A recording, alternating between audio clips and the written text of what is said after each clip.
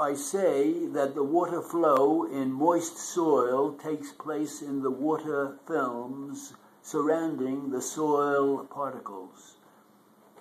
Do you say anything about the clay soils having many more particles per unit volume than sandy soils? Yes. Therefore, more films are there for transmitting water. The sandy soils are easier to manage in some ways than clay soils, but crops grown in sandy soils are more likely to develop drought symptoms.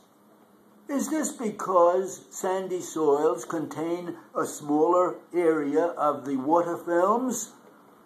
Yes, and both store and transmit water for plant use. Tell us about the texture of soil.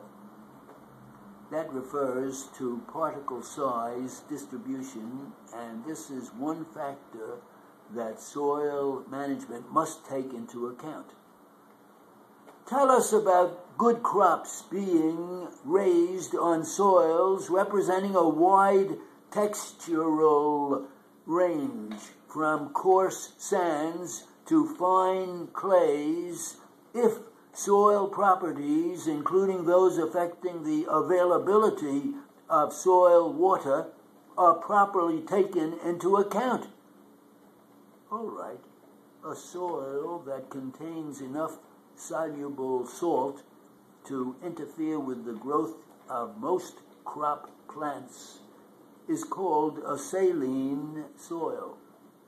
Water availability is always a factor in saline soils, but in addition there may be specific toxic effects of certain salts on certain crops. Toxicity effects of salinity are more complicated to diagnose, but fortunately the treatment is the same as for solute suction effects. In either case, more water must be applied at the soil surface than the soil in the root zone can hold. The excess water drains away, carrying the soluble salt with it. Now, let me ask you this question about salinity. Salinity is a special problem, is it not, to farmers who practice irrigation? Yes, it is, because all irrigation waters contain salts. Saline soils usually occur in arid climates.